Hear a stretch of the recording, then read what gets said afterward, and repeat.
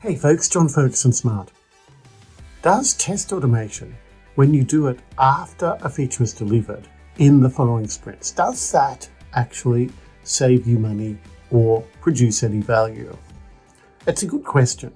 It's the traditional way of doing test automation. You finish a feature, you deliver it, you come up with some test cases, you automate it, you use a record replay tool or a codeless tool to write some scripts for this feature that's already deployed, and that goes into your regression test. So the question is it worth doing? The answer, I would say, is marginally. It will save you some regressions, maybe.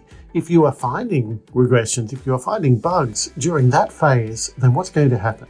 You're going to find the bugs 3 sprints after the feature's been delivered. You're going to raise the defect. It's going to go into the development cycle. It's going to slow down the developers who have already moved on to other things, who are working on other stuff.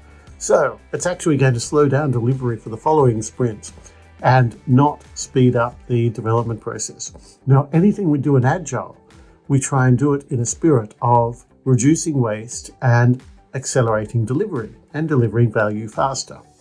So that's the mindset we need to approach when we look at test automation. Is your test automation actually helping you deliver faster? And test automation done after the fact rarely falls into that category.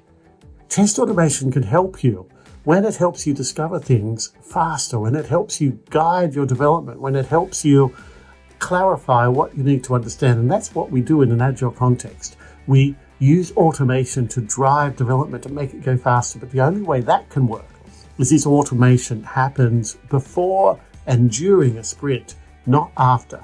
And that is the key to in-sprint testing. That is the key to in-sprint automation. That is the key to automation in an Agile context. It's got to be done before and during. Afterwards, the value is very limited and goes down very, very quickly. Do it if you have to, but for any new work, I would really advise trying to focus on getting that automation in early. Okay, that's all for today, folks. Thanks for listening.